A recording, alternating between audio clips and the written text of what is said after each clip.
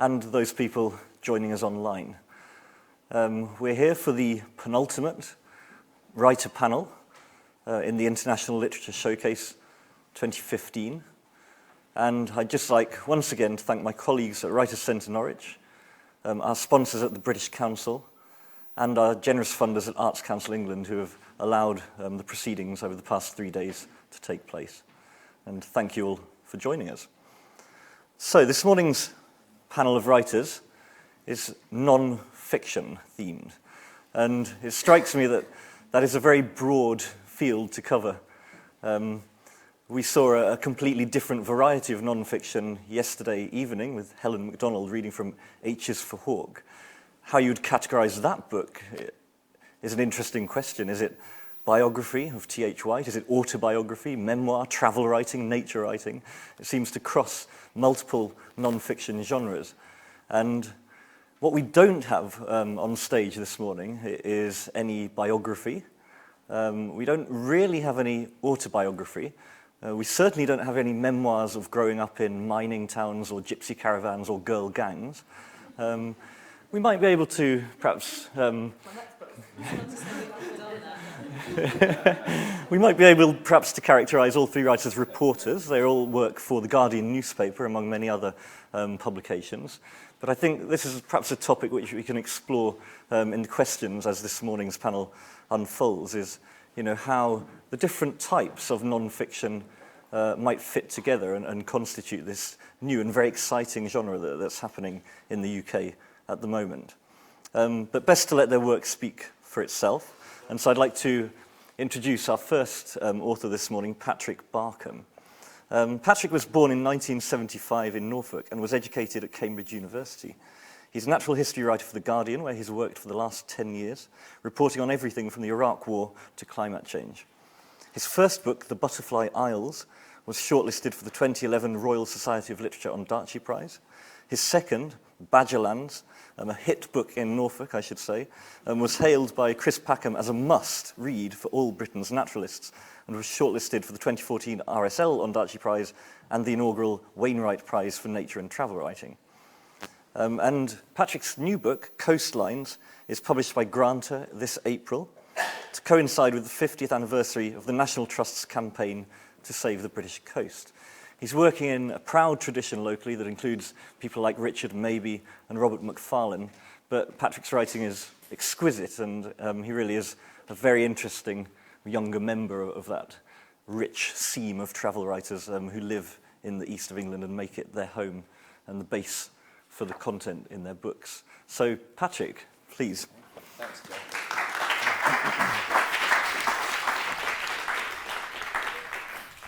I'm going to read a little bit from my new book, Coastlines, which is kind of a story about our changing relationship with the coast and how it changes at different points in our lives. So I explore how we relate to the coast as children and how we often conduct romances by the sea and we fall in love by the sea, and then maybe how in adulthood we might work by the sea or we might find creative inspiration by the sea, but also how we return to the coast in old age, and it's something we seem to seek out. There's a spiritual or religious questing element, I think, to our relationship with the coast as we get older.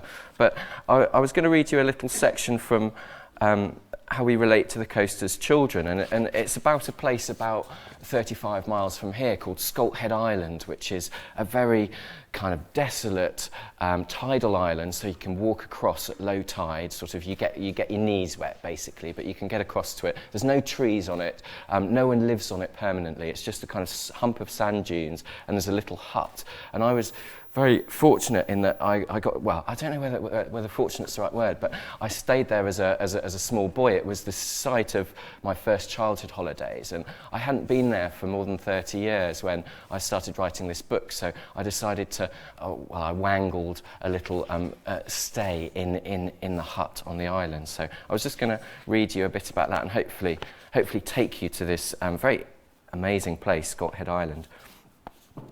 I hadn't stayed on Scalt since 1980 when I was a small boy.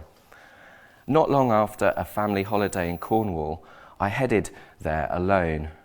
It was barred to holidaymakers these days, and the only people now permitted to stay on the island were bona fide academics, such as the Cambridge Don, who was a world-leading expert in mud snails. Luckily, Schalt's warden agreed that this book might qualify as a form of coastal research, and I was kindly granted a week in the hut. I had to walk across a maze of marshes and creeks at low tide. Parking at Burnham Deepdale, I set out early one morning in July, following footprints in the mud to the edge of Norton Creek, which was what made Schalt an island. I had waded across similar tidal creeks nearby, and they could be surprisingly intimidating. The water was brown, the bottom not visible, and the tidal currents felt like they could take you off your feet if they chose. Norton Creek was barely 50 metres wide at low tide, but my heart still beat faster as I sank into the mud and stubbed a toe on a mussel bed that showed up as a dark line in the water. Although the waves barely covered my knees on this crossing, I still stopped on the far bank and looked back at the mainland with a sense of exhilaration. I had made it back to my childhood island. In geological terms, Schalt was a babe in arms, perhaps only 800 years old, constantly growing and dissolving and made of sand and shingle. Originally a ridge of stones lying in the shallow North Sea, it was pushed landwards by north winds and westwards by longshore drift. The sea's ceaseless workings were constantly adding shingle ridges to the end of the island, which stretched out westwards. Sand dunes formed on these ridges, and the accretion of mud and small channels in between became salt marsh, an intricate web of capillaries that inhaled and exhaled seawater at high and low tide. Each ridge and marsh bore a name: Wire Hills, Long Hills, Plantago Marsh, Plover Marsh. A 1954 map showed the island ending at Bight Hills, but there was now a kilometre of new vegetated land to the west. Schalt was still growing with the vigour of a child. The North Sea could be many things, including a surprising cobalt blue, but it could never be turquoise. After holidaying in North Cornwall with its vivid rolling Atlantic, here I found a muddy smudge of marsh and a flimsy sea washed with a muted palette of olives, duns and pewters. For the first couple of hours trudging across Schalt, I was underwhelmed. This empty island of tawny sand dunes and flat grey-green marsh seemed bereft of anything alive or interesting. Why would people come here if they could visit Cornwall? But North Norfolk has a subtle charm that seeps into you like the trickle of the incoming tide, less bombastic than awesome cliffs, but both soothing and strangely uncompromising. Our landscape is 7/8 sky, wrote the children's author Kevin Crossley Holland, who lives on the North Norfolk coast. A vast inverted arena, a sky dome, in which there are often several simultaneous theatres of action. It's a landscape of horizontals, skyline, ribbed fields, decaying ribs of boats, in which verticals, including human beings, often look arresting. I climbed Schalt's steepest dune, Norfolk's highest, its sheltered hollows filled with the delicate pink triangles of pyramidal orchids, and down onto the beach. Scuttering footsteps like a skipping child sounded on the sand behind me, an empty case of whelk eggs scudding on the breeze. Ruby red-eyed oyster catchers and brilliantly camouflaged ringed plovers, known locally as stone runners, sidled away from their nests on the strand line. The early naturalists persuaded the National Trust to buy Schalt because of its colonies of terns, the chalk-winged creatures that nest in their thousands on the island's sandbanks. And a warden has protected these birds from foxes and from human thieves ever since. Emma Turner, the Nature Reserve's first watcher, caused a sensation in 1924 when she took up residence in the newly built hut. It was an unusual job for a woman, and Miss Turner was a singular person. Alfred Steers, a Cambridge professor who studied Schalt for 65 years, once found her in the sand dunes, engaged in pistol practice, apparently so she could protect herself from unsavoury characters. The most unsavoury character to visit was a gentleman from Fleet Street who dubbed the spinster ornithologist the loneliest woman in England for her solitary vocation to protect the island's tern colonies. Other journalists followed in a bewildering stream, recalled Miss Turner in her memoirs, till in desperation I said to the ferryman, "Drown the next." Whatever the ferryman did, it worked, for the unwelcome visits ceased.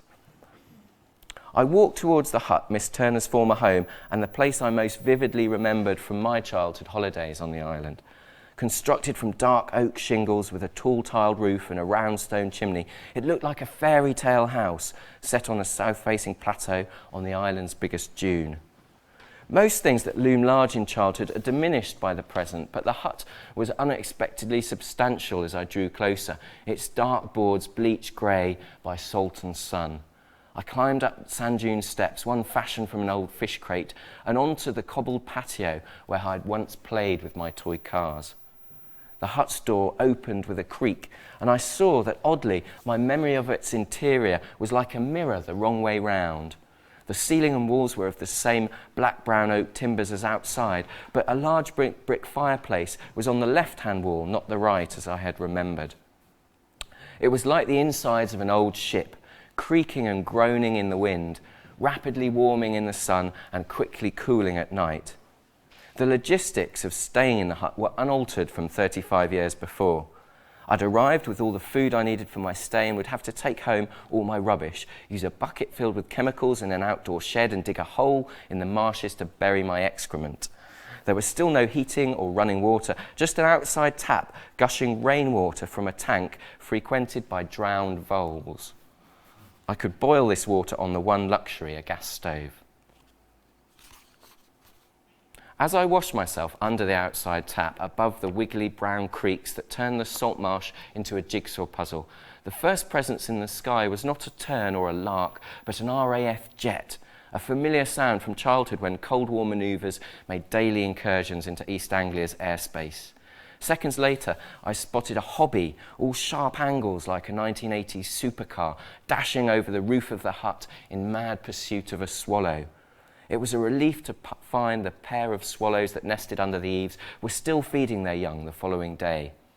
I heard a chit-chit-chit-chit-chit as a whimbrel flew over, a large wading bird whose migration was said to presage the approach of autumn. Coming a week after the longest day of a late summer, this seemed cruelly premature, but it was a gorgeous sound on the still air. I realised that one of the loveliest things about Scott was the lack of human noise. Some people found it eerie and asked if the hut was haunted.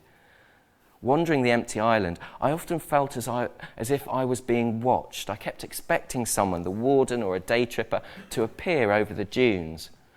Gazing down onto the beach, I was startled to see a figure swimming in the warm North Sea. I looked again. It was a big bull seal. Scott turns every visitor into a watcher. Later that evening, I took a swim off its empty beach, accompanied by little terns that abruptly plunged into the water around me as the bigger, shaggier-headed sandwich terns cruised overhead with wings of aluminium. It was exactly as it had been described 70 years before by Henry Williamson, the author of Tarka the Otter, who moved from Devon to the Norfolk coast for a few years. In a warm current flowing into the harbour from beyond the point of sandhills, where white-winged and distant terns were screaming, we bathed ourselves, he wrote, while the gentle flow bore us along the ribbed sands. Drifting in Scolt's waters, I experienced a profound, dreamy comfort. The island's first watcher, Emma Turner, grew up in inland Kent, but immediately found a similar tranquility on Scolt. It was not an indolent peace, she wrote, but rather that of rest in motion. The first day of solitude has bitten deep into my memory, she said. It filled me with wild joy to think that for months I should possess the island with all its mystery and loveliness. As I floated in the North Sea, I considered the writer Caspar Henderson's idea that Scolt was a site for hypnagogia, a childlike state halfway between wakefulness and sleep. I guess it is obvious that we can reach such a fluid and imaginative state of consciousness in a liminal landscape like Scolt, a small coastal island that flexes like a living thing and grows like a child. It becomes easier to see how we might be affected more than we realise by our surroundings if we are lucky enough to spend time in one of the last wildernesses of southern Britain. Here it is possible to return to a childlike state, alone with the sea and the sand and the silence, completely absorbed in the present moment. Thank you.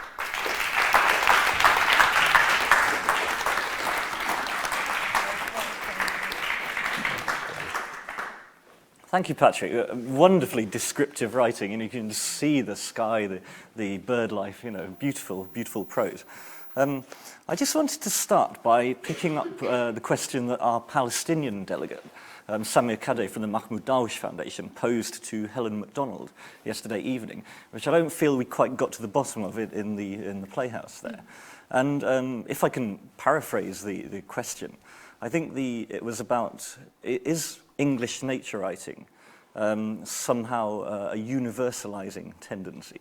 So Samir particularly talked about Helen's use of the hawk as a symbol, and what is it a symbol of? And I think the subtext was, coming from a very politicized environment, coming from an imperialized state. Is it right for English writers to sort of just write about nature? And is there that universalizing tendency that Chinua Achebe characterizes as a distant bend in the road to Europe? Are we abdicating responsibility by focusing on English concerns so much? And I just wondered what your view might be on that. I think it's interesting because it's certainly, you could make a critique of the sort of new nature writing that it is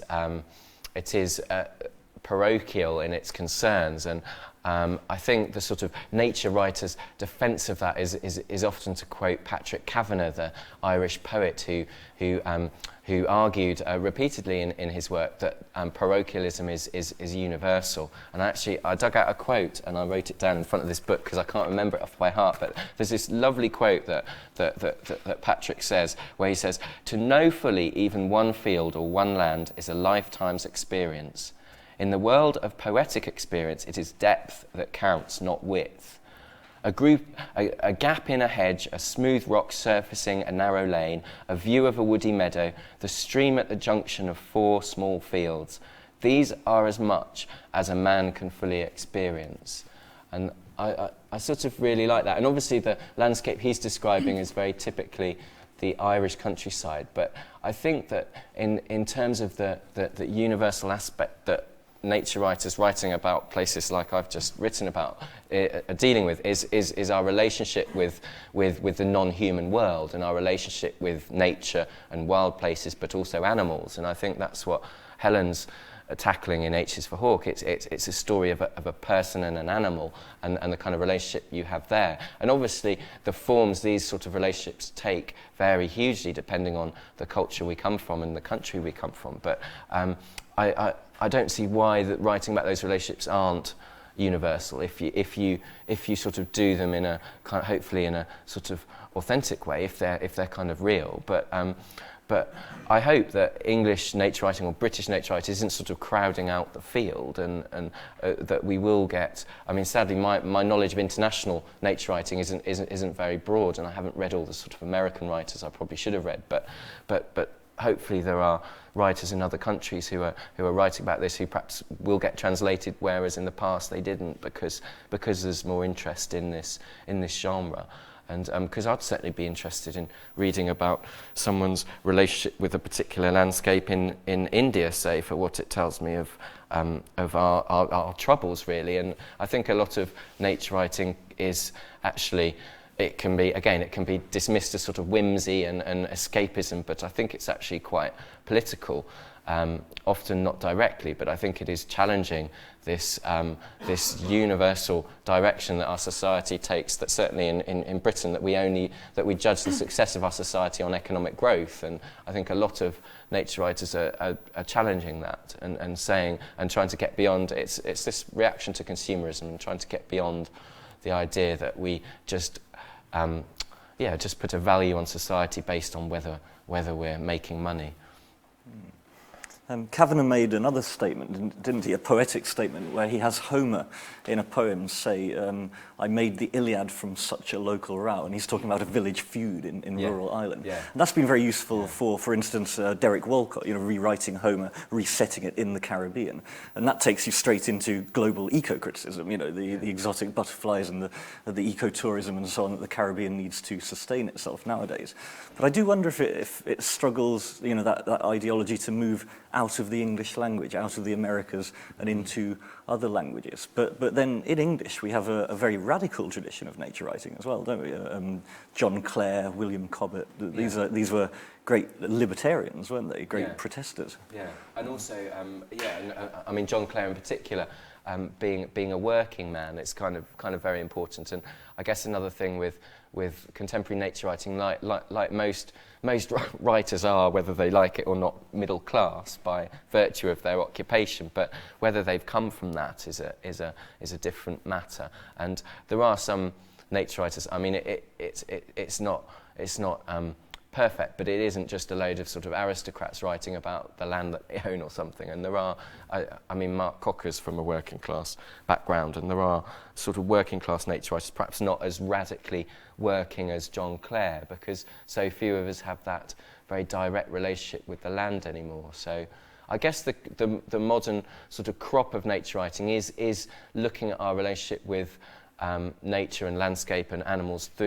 obviously through the prism of the 21st century, whereby it isn't people who are working on the land who are writing about this. It's people who use the land as kind of respite, as holiday, as escape and so forth.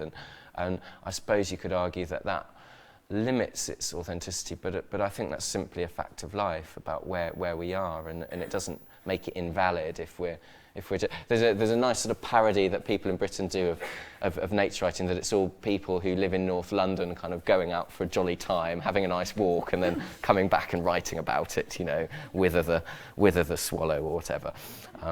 But I think that's a little bit unfair, because I certainly think a lot of it is a lot of the people who write actually don't live in London and don't live in the suburbs and so on. In terms of its global reach and whether it can reach outside the English language, I guess that's still to be tested. But something like H is for Hawk is certainly being translated into lots of different languages. And Helen MacDonald is going on a global tour with that book, so it's clearly speaking to audiences around the world. The conceit of coastlines, the structure is that you go round various coastlines of the British Isles and sort of explore their history and the writers who have written about them in the past in detail from chapter to chapter. But living in a relatively small island like this, it's hard not to be aware of how the land is managed, how the land is a construct. We don't have blank stretches of unfarmed land here anymore. Everything has been deforested. Even the most rugged wild areas are heavily managed, aren't they?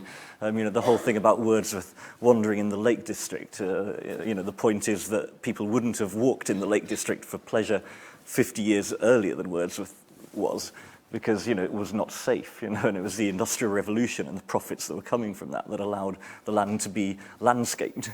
And I just wondered if you'd like to talk about that a bit more, about the kind of the right, you know, you trace writers like Thomas Hardy whose steps you are treading in, and, you know, their sort of awareness of land as this functioning thing that humans are in symbiosis with. Do you have a sense of that in the book?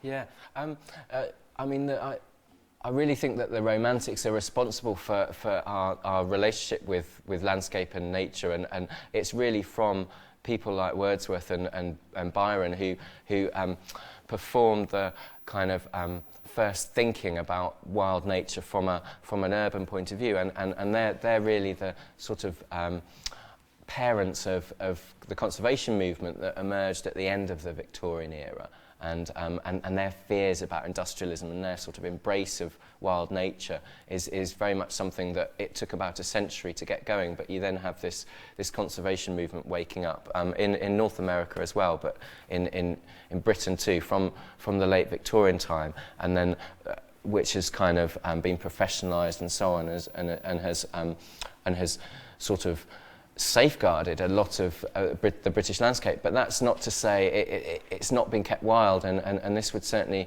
be very different in a lot of other countries. But absolutely, as you say, there is barely a corner of Britain that hasn't got human traces on it and hasn't been completely reshaped. And even landscapes we think of, like the Highlands of Scotland, as being wild, are completely shaped by people, and they've been grazed by deer and sheep, and they should be forested naturally, but they're this sort of great open wilderness of mountain and peat bog, but that isn't actually a natural landscape at all. So, but I think the wildest landscape in Britain are parts of our coastline, the sort of places that I described. Scolthead Island, it's only 800 years old, but it's sand dune, it's considered unproductive land. You can't do anything with it apart from perhaps get a few mussels from the mussel beds or shoot a few wildfowl as they fly over. So those kind of landscapes are the nearest Britain has to wilderness, and yet even on Scalt it's full of weird things that people have planted there over the last century, and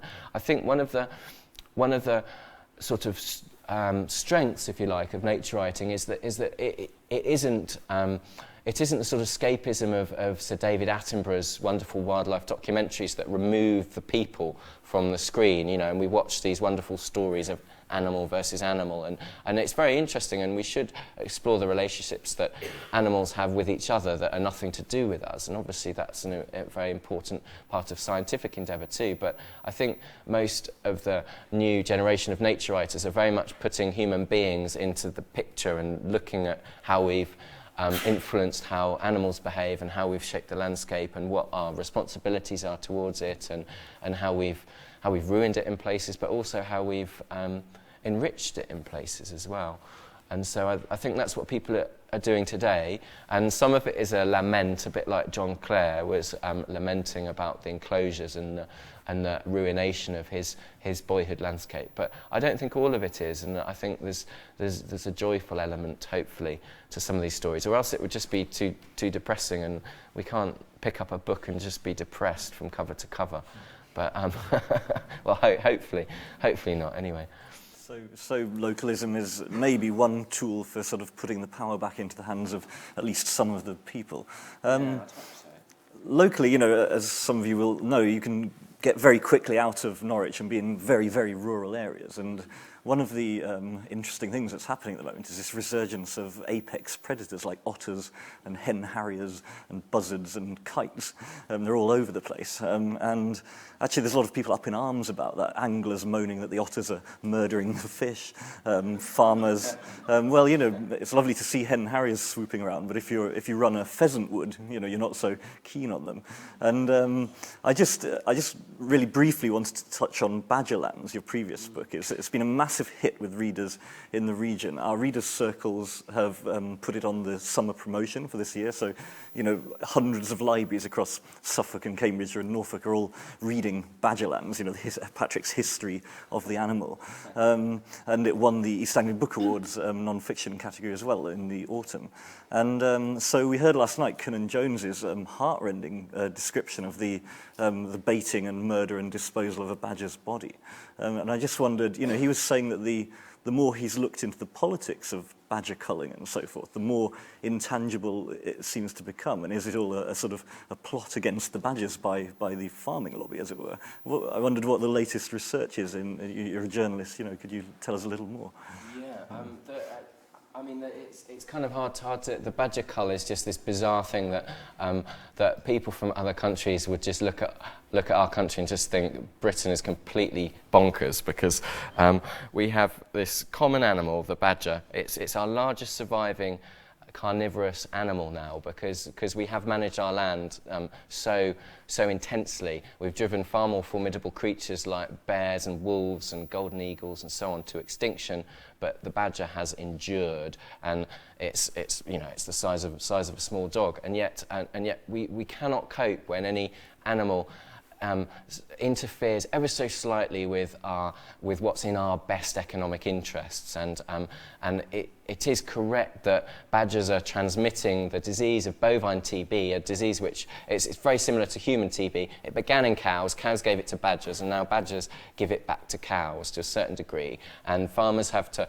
prematurely slaughter about 30,000 cows each year because of this disease, and they're compensated for this, but the compensation doesn't always cover their their entire costs. And so there's been this cull of badgers to try and reduce the number of badgers in our countryside.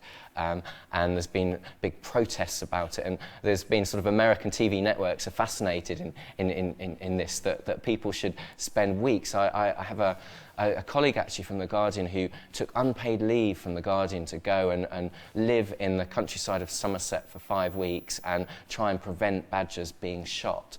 And Britain has the most extreme sort of animal lovers in the world, I think, and also the most extreme kind of animal haters. And I'm convinced it's down to our class system, and it's based on entirely based on class. And the aristocracy tend to have this tradition of controlling nature and controlling everything and not letting anything inconvenience them in any way. And this is the tradition in which the badger cull sits, I think. Oh gosh, sorry, I'm rambling slightly because I've got so many things I could tell you about badgers. But what was the sort of really telling thing? I mean, it would make a small difference. It's going to make a small difference killing all these badgers. But we should probably be farming in a way that doesn't depend on wiping out large numbers of a native animal. We should be living alongside these animals rather than trying to exterminate them. And yet you would have other people going, this is a common animal, why are we getting so worked up about it? Sweden is the only other country which has as large a badger population as Britain. And the Swedes have a much more rational, much more cool relationship with nature and animals. And they just quietly shoot a few badgers, no one protests, and they don't have any problems with disease because they also farm much less intensively than Britain. And a lot of the disease is because we farm so intensively. And TB is a disease of poverty, and our cows actually live in poverty in Britain because they're all crammed in together and bred very intensively and reared very intensively, and that's why they're particularly susceptible to disease. So it's this sort of it's this weird dysfunctionality in Britain that has we have 4 million members of the National Trust, which is a conservation body, and more than 1 million of the RSPB, which is the Royal Society for Protection of Birds, which protects birds. These figures aren't replicated anywhere else in the world. There's this extraordinary number of animal lovers, and yet there's these animal haters too, who just want to control and destroy nature. And obviously the lovers are kind of partly motivated by the haters, and the two sides are incredibly polarised and they wind each other up. And so we have this very dysfunctional relationship with our animals. But the final point I'll make is just that essentially part of the problem is why does Britain have such a large number of badgers? So the badger lives from Japan right across to Britain, all across northern Europe, but in Britain it lives at a higher density than anywhere else in the world. And the reason is we're farming badgers. And we're not intentionally farming badgers, but we manage our landscape in a way that's enabled the badger to thrive and prosper and get nice and fat and have lots of children. And we plant maize, we plant sweet corn, which the badger loves in winter, and we have lots of pasture which we've enriched and improved, which is particularly good for earthworms, and the badger's main diet is earthworms. So the badger population has grown hugely in the last 40 years, and now we have these problems with badgers because essentially we're farming in a way that encourages them. Very interesting, thank you. Badgers, it's a fascinating Class walk. Yeah, essentially. This idea of the obesity of the badger population is a telling one. Right, well, we'll move on to the Romans in Britain with Charlotte Higgins. She has very short biographical notes, so all I can say about Charlotte is that her latest book, Under Another Sky, Journeys in Roman Britain, was shortlisted for the 2013 Samuel Johnson Prize for Nonfiction, and she is the chief culture writer of The Guardian and a member of its editorial board. And I should also say that, it's wonderful that Charlotte is with us this morning because last night Alan Rusbridger stepped down as editor of The Guardian, and Catherine Viner was announced as the new editor, and there was a big party at The Guardian offices, I understand, that went on till the early hours of this morning. So thank you very much for leaving that and coming up here to Norwich to read to the audiences today. So please, everybody, Charlotte Higgins.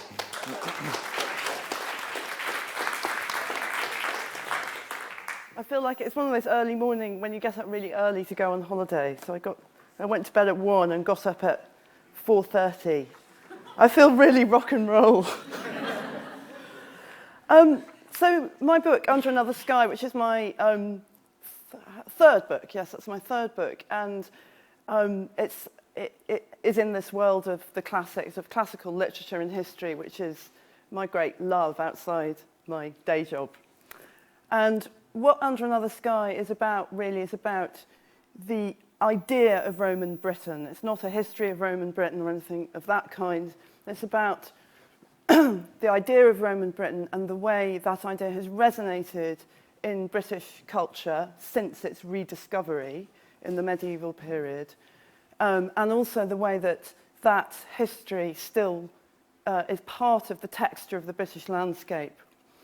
And so it's a sort of journey through time and space, if that's not too grand a way of putting it. In other words, it's organised as a travelogue because I went out in search of Roman Britain, its physical traces around the country. And for me, it was a great voyage of discovery of my own country, as it were, charting and mapping it in relation to its Romanness.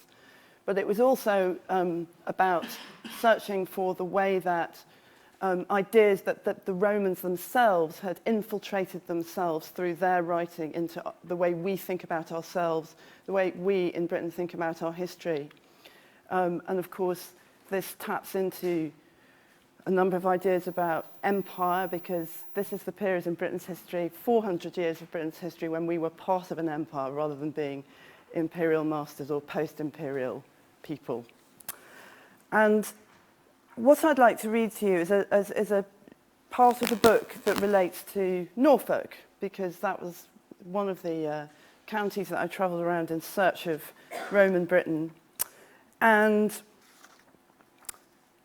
from this part, those of you who are familiar with the region will know that this part of the country, East Anglia, was the home of the Iron Age tribe, the Iceni, and the Iceni, the Queen of the Iceni in the 60 AD, which is about 20 years after Britain had been conquered by Claudius, rose up and almost crushed the Romans, almost got rid of this incipient Roman colony that was beginning in the southeast.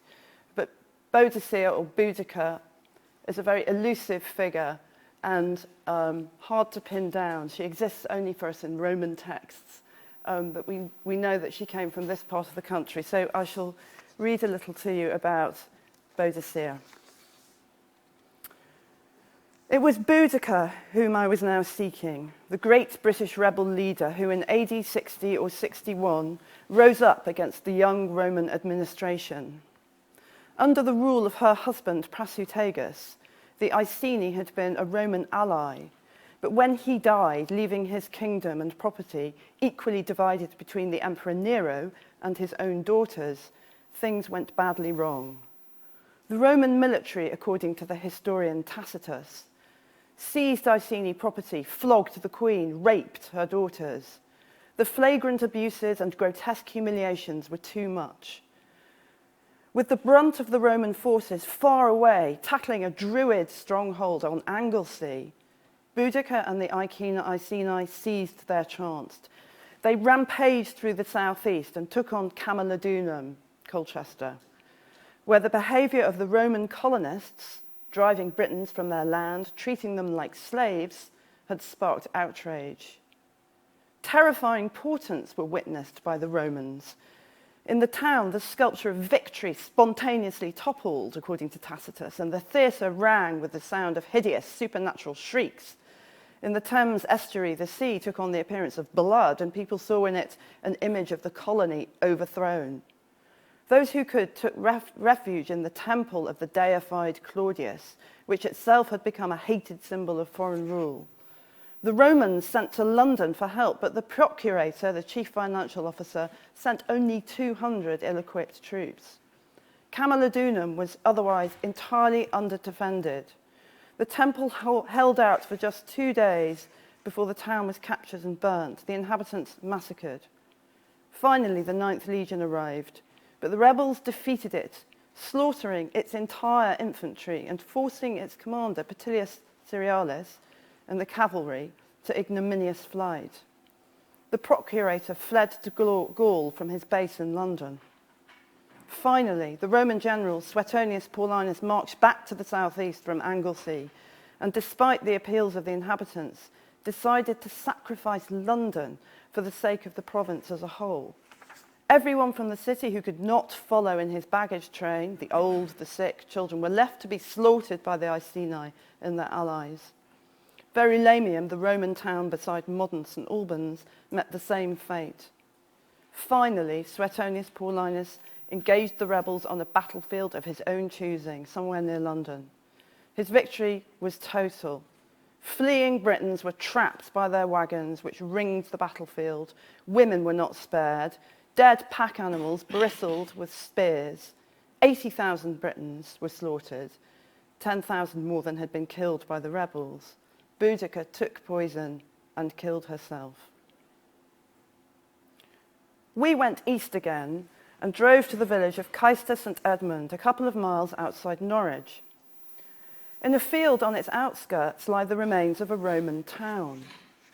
Some 400 years before, the scholar William Camden had come here too, researching his magisterial work, Britannia, a county-by-county description of Britain that drew on his acute topographical and antiquarian observation, as well as his knowledge of the classical texts that, thanks to the printing press and the great surge of humanist learning on the continent, were now in circulation.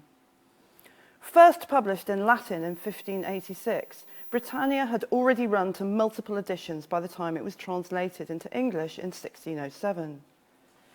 By way of its learned and beautifully written descriptions of Britain's towns, cities, and antique remains, it was the work that, more than any other, began to wrest British historiography out of the grip of Geoffrey of Monmouth's mythography. Camden's aim, he wrote, was to restore antiquity to Britain and Britain to his antiquity. Camden thought the ruins at Castor were those of the Roman town Venta Icenorum, meaning the marketplace of the Iceni, mentioned by the 2nd century Alexandrian geographer and astronomer Ptolemy.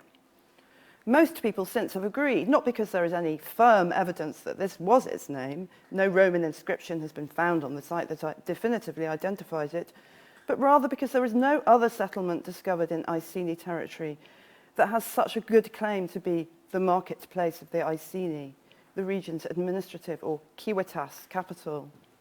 Now only the town's walls can be seen above ground. Where once it stood is sheep-grazed pasture.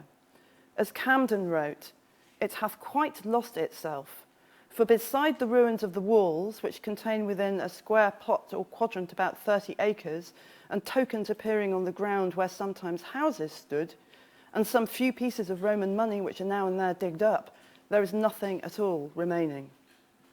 We walked around the walls, taking in the scale of the place. Assuming it really were Venta, it would be the smallest known civitas capital in Britain, a backwater. Not far to the west, trains streaked past en route to Norwich, and the main road thrummed away, a baseline to the cawing of irritable rooks. The south-facing wall was covered in plants. The alkaline Roman mortar, which bonded together the flints when it was built in around AD 200, had created a narrow strip of chalky habitat, an anomalous island amid the plain green pasture for lime-loving flowering plants.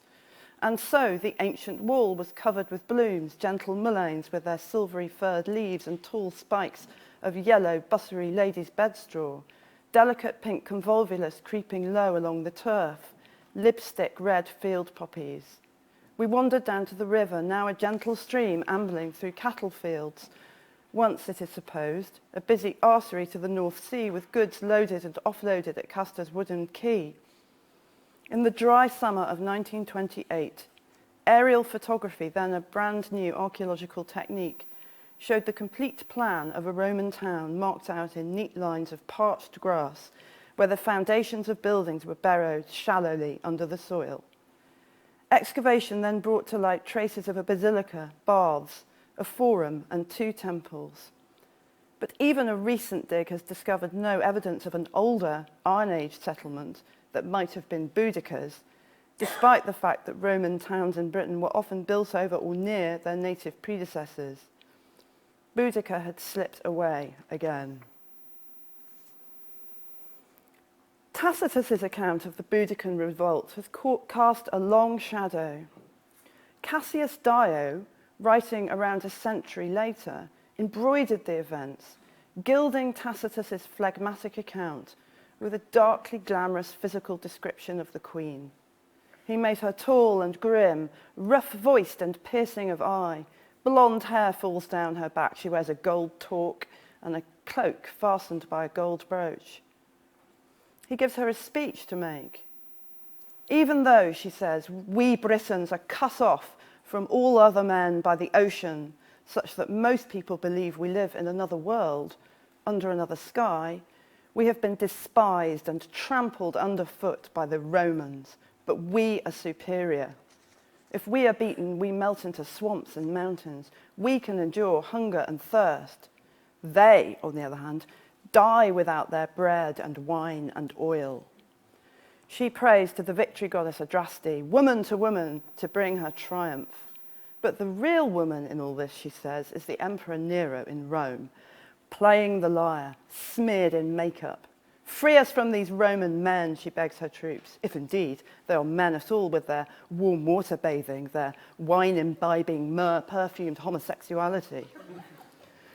The speech taken as a whole is an almost comical ramping up of the notion of the luxurious, decadent Roman set against that of the brave, self-denying Briton, all put into the mouth of this savage, primitive, terrifying woman. In this other world, under this other sky, everything is turned on its head. And I'll just read you a tiny bit from the very, very end of the book, but since it's not a thriller, I think it's not really a spoiler alert.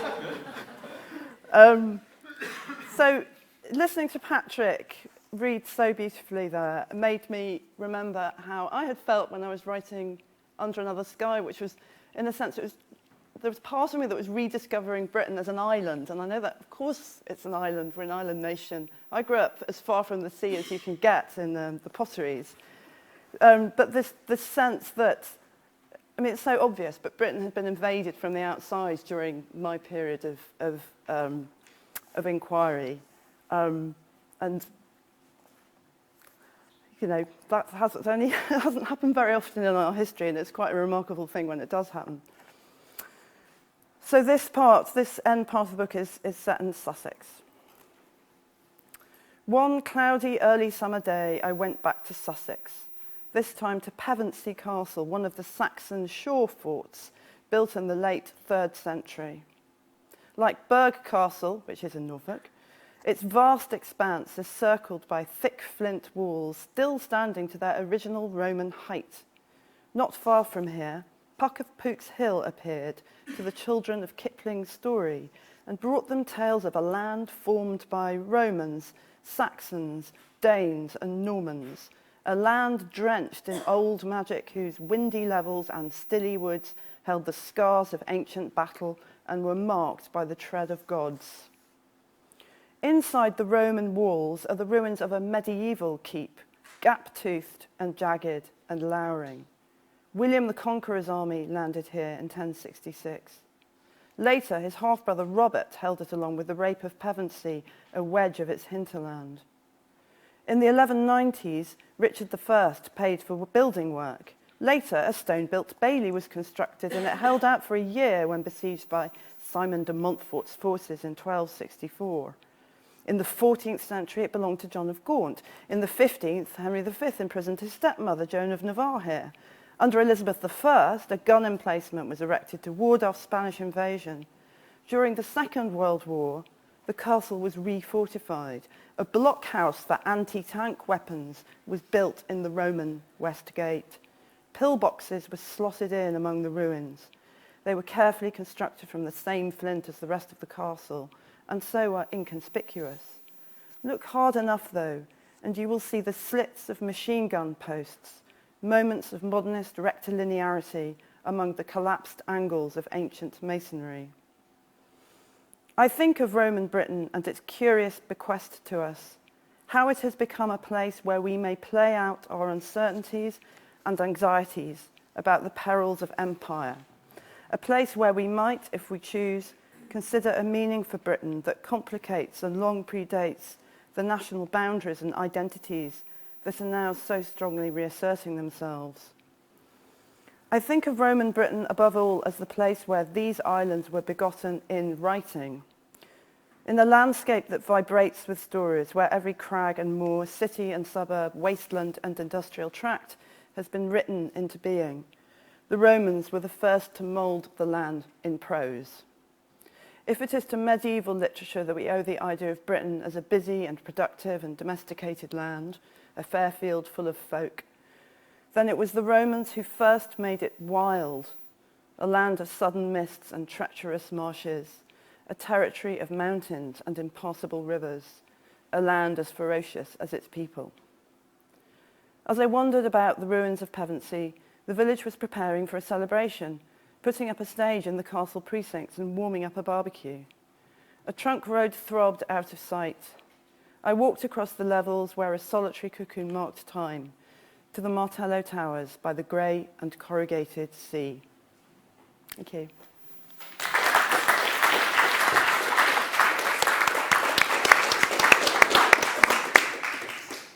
Thank you, Charlotte. You've covered a lot of what I wanted to ask about in that last excerpt, so that was very helpful. I always think when people talk about the Romans, I'm not sure you mention it in the text, but John Cleese and Eric Idle in The People's Front of Judea. What have the Romans ever done for us? Well, central heating, aqueducts, roads, agriculture, and whatever that list is. But it's true, isn't it, that the very first mention of Britain is in that text about Julius Caesar's invasion, right? The very word Britain is given to us by the Romans. Yes, or Diodorus Siculus, who is Sicilian, writing in Greek, but was a classical author writing in the Roman world, talks about Prytania. And we know there are lost classical texts that describe Britain. But yes, I suppose one of the things that I was trying to think through properly was the extent to which Roman Britain is a very curious, our Roman period is a very curious period, I think, in our history, British history. Unlike other parts of, obviously, Italy and France and the Mediterranean world, there seems to be this disjunct between our Roman period and the rest of history. And certainly in terms of, I think, the way we often think about ourselves in Britain, and the way we think about the history of our institutions, ancient institutions, we think about the medieval period, or the Saxon period, as kind of kicking things off, and that you can trace a line, buildings like this, you can trace a line from the medieval period to our own, and that Roman Britain has this curious existence as a sort of throat clearing before history really gets going in this country. And yet, to me, it's a completely fascinating period, because it is the first moment that Britain gets any kind of literary existence at all. And the way the Romans talk about their enemies is so gripping and so fascinating. You could, I hope, feel that the treatment of Boudica, this person who is otherwise completely unknown to us, except in these Roman texts, is both sort of frightening and violent and extraordinarily strange, but at the same time rather noble, actually. She's made noble in some of those accounts, and rather attractive, and there's something that the Romans sneakingly quite like about their enemies.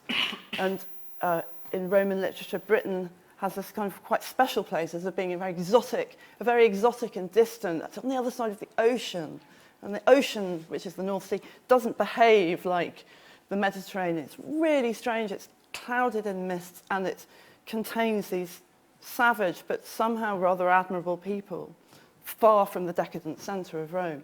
So Britain's to try and think about Britain with the Romans was my desire, was my aim, and to try and think about how that might change my own ideas about Britain's history, Britain's identity and its landscape, and the way it connects into the rest of the world. And we were governed by Rome for around 400 years, weren't we? It was quite a long time. So the indigenous Britons, who would have been largely Celtic tribes, I suppose, were occupied by people from Bavaria, from Croatia, from Libya, for hundreds of years. There were sort of foreigners stationed on our soil manning the garrisons, weren't there? So is there any sense of this, what we nowadays call multiculturalism, this kind of contestation of identity that would come from that situation today? Does any of that echo through the literature? It certainly echoes through the evidence, if not actually the literature. So wherever the Romans went, they left inscriptions. They just wrote stuff on stone, and that's really important. That's really important evidence for us.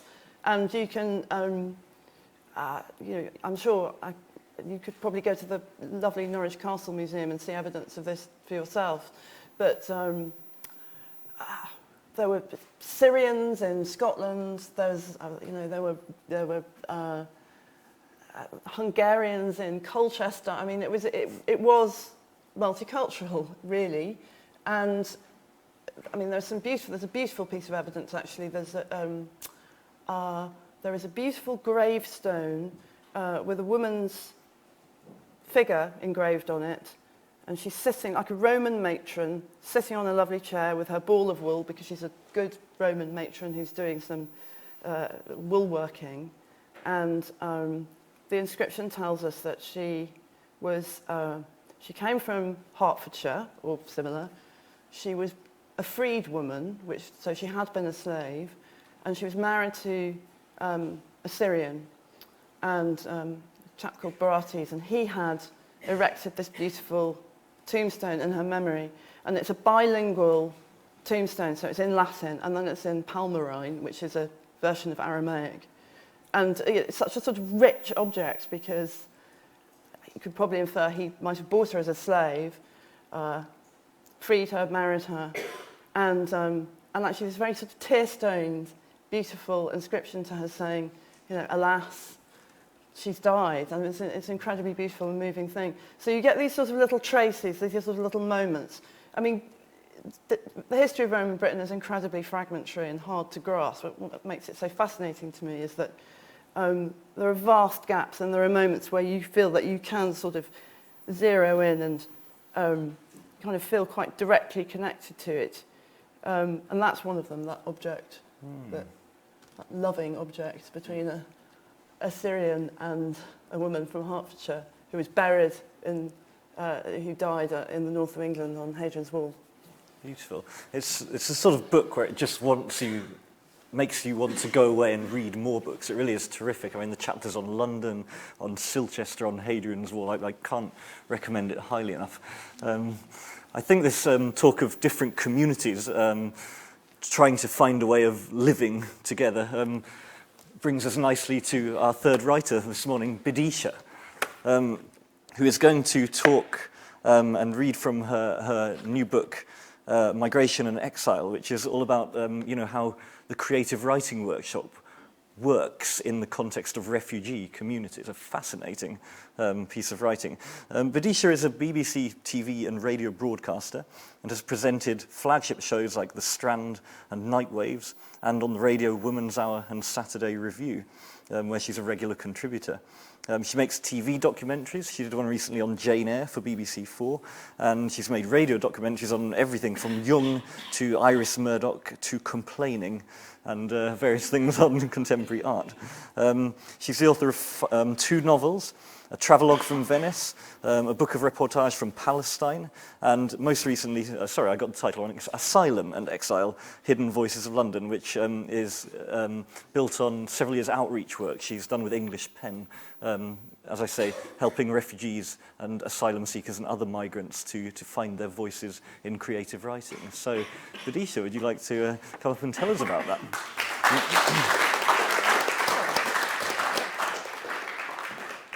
Hi everyone. I'm aware that we need to make up a little bit of time, so I'm actually going to keep my reading quite brief. Okay. My students have grown up in normal homes, in vibrant communities, have had jobs and families and lives, only to see those things destroyed by war, corruption, abuse, persecution, and fear. They flee violence or poverty, seek sanctuary or a better life, and then encounter the most disheartening aspects of a new country. unsympathetic governments, a disbelieving and suspicious society, prisons, detention centres, destitution, exploitative employers, cultural ignorance. They're kept alive by their own survival abilities and others' altruism, and by a fragile system of underfunded charities, meagre welfare, and stretched resources.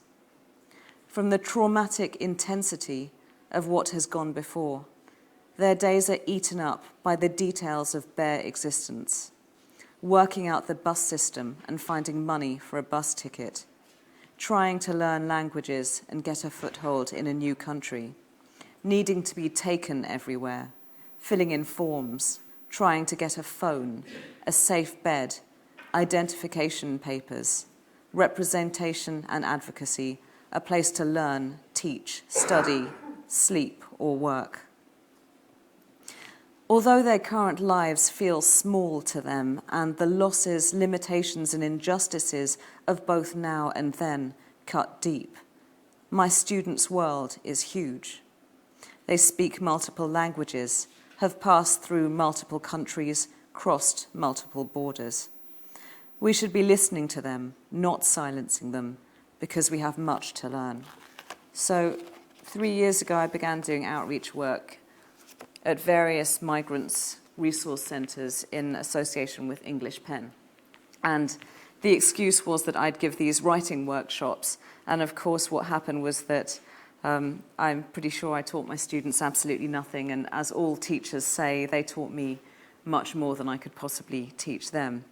And my attempts to get them to analyse an Elizabeth Bishop poem went absolutely nowhere. And they were busy teasing them and me and each other and ragging me and ragging each other. And of course, the real stories about what they had survived came through in the gaps between the writing exercises that I was trying and failing to make them do.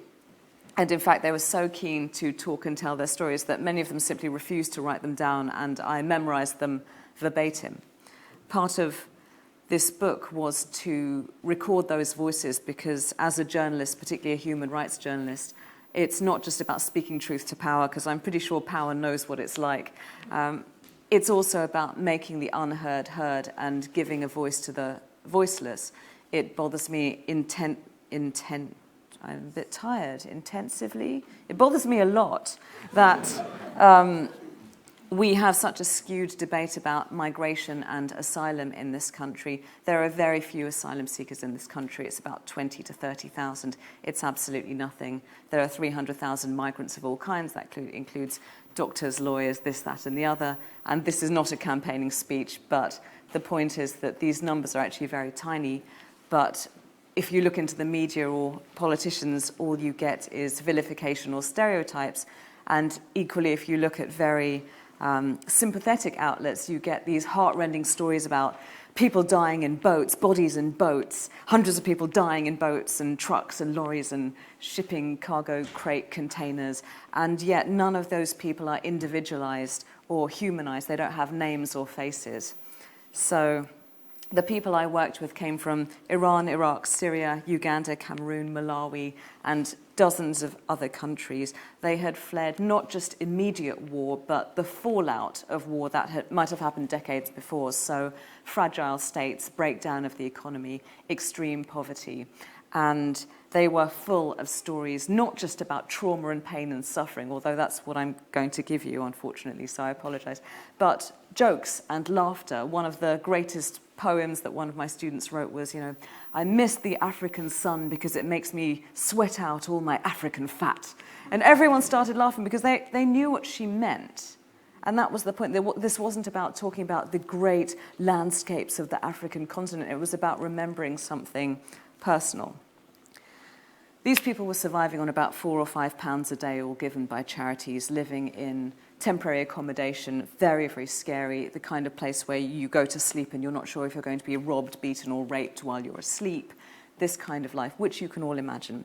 And it's not that every single person was a nice person, but that's not the point. Either you treat people like human beings or you don't. And so in the corner of the classroom, there were the three shady guys. And while everyone else was talking about missing their children back home in Uganda, I asked these guys what they missed, and one of them said, "Oh, I really miss my gold chain and my BMW."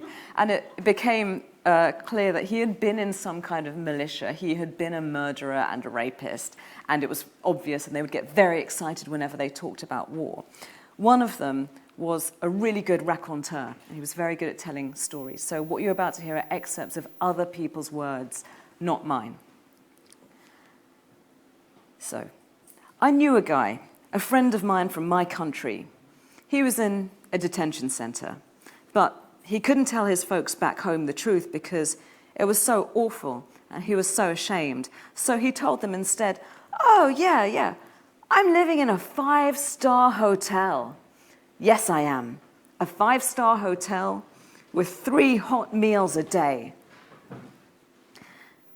And they thought, "Whoa, Solomon is doing so well." He told them, I have my own solicitor. I have my own general practitioner, GP, because these things are difficult to get in our own country. Any day now I will get full unconditional leave to stay. I am a big man. They thought, "Oh, Solomon, he's doing so well. Solomon, can you send £50 to fix our car? £50 is nothing to you. You're a big man.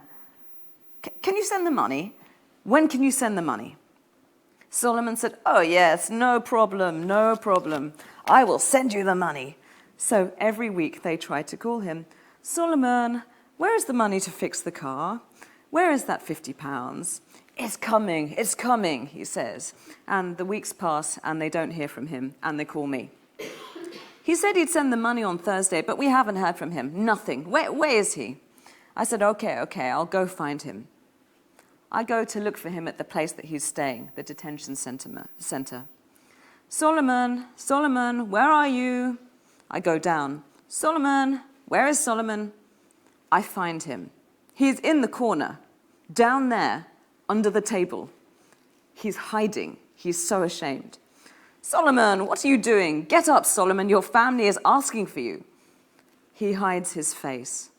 On the table is a letter. "We refuse your application for indefinite leave in the UK. The word refuse, so big you don't need glasses to see it. You have the right to pack up your bags and leave this premises in 24 hours. The right. That is his right." And this anecdote caused uproar. It was very familiar to everyone in the group because many people had been bounced between detention and prison. And I work in prisons, and I can tell you a detention centre is 1,000 times more frightening than a prison. It has more rolls of barbed wire outside it than any domestic prison does. But these weren't the only stories to tell. Some were simply stories of exile and survival. And one of the students said to me, the reason we don't tell the truth about how we're living to our families is we're just so embarrassed about how we live now. So this is a story from a woman called Marie Lavoile. "Dearest Maman, I'm writing to let you know that you are constantly on my mind. You said I've become a different person and I don't care as much as I used to. Maman, I really care more than you could ever imagine. I know that I've not been able to do as much as you wanted me to do. However, I've been doing exactly what you did when you were bringing up your family. Every 2 years, I had a little brother or sister who needed your attention. You did what was best for your children, and you put them first before anything or anybody else. For example, you gave up your teaching career for them. I remember also those nights when I or my siblings were sick, you took the portable lamp and went to the neighbour to buy what was needed to make us feel better. I appreciated those loving acts then, and now, as a mother, I do appreciate them even more. Maman, you are my role model. Further, the weekends you've spent making me pretty dresses to go to Mass on Sundays are not forgotten. I want you to know that I do the same for my children. Maman, did you know that you started a trend long before it became popular around the world? Yes, I remember how you used to cut your long black hair to use as extensions for my short hair. Unfortunately, I can't do the same for my daughter because her hair is longer than mine. Please, Maman, dear, don't judge me by the pretty dresses and the smile that I'm wearing in the photographs that I sent home. They are camouflage to disguise the real reasons why I stay away for so long. Life did not deliver me what it promised me. However, what it gave me, I've used to the best of my ability. Maman, you ask me repeatedly if I'm going to let you die without seeing you. I really, truly, desperately want to see you. I know it has been almost 38 years since I last saw you, and you are now 85 years old. Please, Maman, don't die. I'm longing to see you. Please wait for me. I'm counting on divine assistance to make this year the year that I see you again. Your loving daughter, Bibine. And the truth was that if she left the country, she wouldn't be let back in. So that's how it went. There were other truths about what my students lived through that they didn't really tell me, and I discovered odd bits of writing in the back of an exercise book. So the same woman that wrote the funny poem about the African sun, and she also spent quite a lot of time chasing quite a sleazy guy around the class who we called Mr. Loverman, who was from the Congo, and he would start talking about how he wants a wife and a girlfriend, and she'd say, oh, how many wives do you want? 2? I'll find you 2. And then suddenly he'd get very embarrassed and go, no, I don't need your help. This is what I discovered in the back of her exercise book long after I'd finished the workshops. Dear daughter, I'm writing this letter to tell you exactly what happened between me and your dad. It was during the war in our country, Sierra Leone, and by then you were a toddler, so you can't remember anything. I was raped by the rebels and was trying to hide it from your dad. I don't know how he came to know about it, but since then, he don't want me anymore in his life. Dear daughter, can you please talk to your dad so that he can take me back home?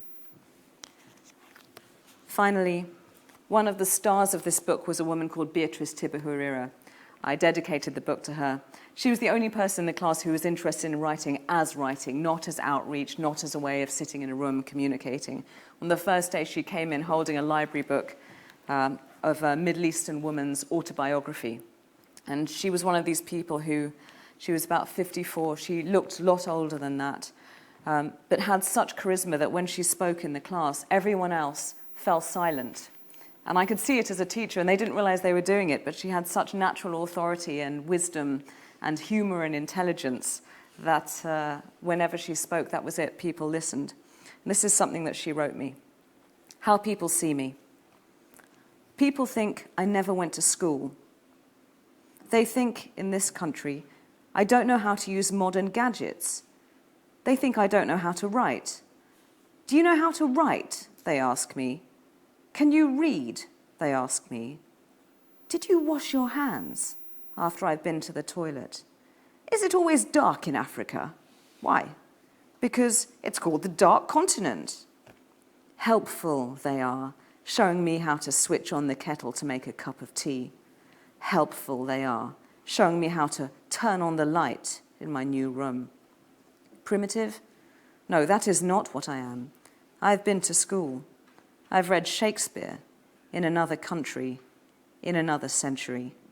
I've done experiments in physics and in chemistry, in a laboratory, on another continent.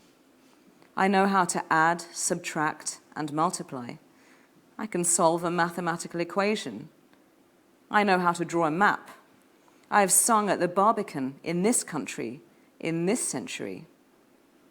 I see myself as I am, really, a middle-aged lady living on a continent I wasn't born in, with hope for a better future, never misplaced or misunderstood again.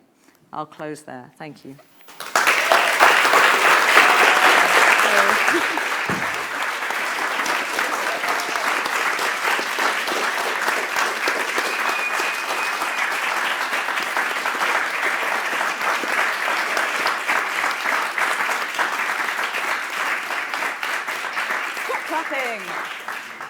We have 2.5 minutes left, so time for one killer question to end it. Dai Fan of Sun Yat-sen University has written about how nonfiction is a very useful tool for her students. They can write about, their family stories. They can write from life. But of course, actually, the issues that they're addressing in China are history, are all the terrible things that go along with that. And I wondered, for your students, when you talk about, in the beautiful phrase, the uncomposed music of our lessons, the terrible, harsh realities that underlie the creative fiction that they're producing for you in the classroom, I just wondered if you could reflect on that in a couple of minutes now to end the panel. Absolutely, and in fact, that's a perfect question because I just got back from 2.5 months in Beijing, so it's my China is becoming my second home. I crazy fell in love with it. Yes, it's very interesting. Trying to get stories out of people doesn't work, and mining people for information is inhumane and exploitative. But the uncomposed music is a great phrase. It came from one of my students who is currently, his name's Manny, he's from Iran. He's currently working in a sandwich factory. You'll never eat a sandwich the same way again. Being paid, £1 or £2. And he has a PhD in Persian music. And he used to lecture at Tehran University. He was a famous composer. And at the time of the revolution, he was forcibly conscripted and, like many, many intellectuals, fled. And now he works in a sandwich factory, getting ill every other day because you work in a freezer room with 8 freezers above your head. But actually what I found was that when I made people write, it didn't work at all. There was resistance to it and people got embarrassed. And also, writing is not the most important thing in the world when you're trying to survive. It's not that important. I don't think everyone should be a writer or everyone should even be a reader if you're trying to figure out how to get from A to B. But there is something to do with nonfiction that has the ring of truth, and I believe absolutely in the power of testimony and the power that simply talking about your life has. Something I've noticed is that when people talk about something that they care about, every single person on the planet suddenly becomes eloquent, whether or not they're a writer, whether or not they're literate. Why? Because they're telling their truth, and it comes from so deep inside. But of course, a lot of what the background of this book is, which I didn't write about, is that literature is a human exchange. And the reason that I could get these amazing anecdotes from people is because it took months and months of us simply being in a room together as equals for them to come out.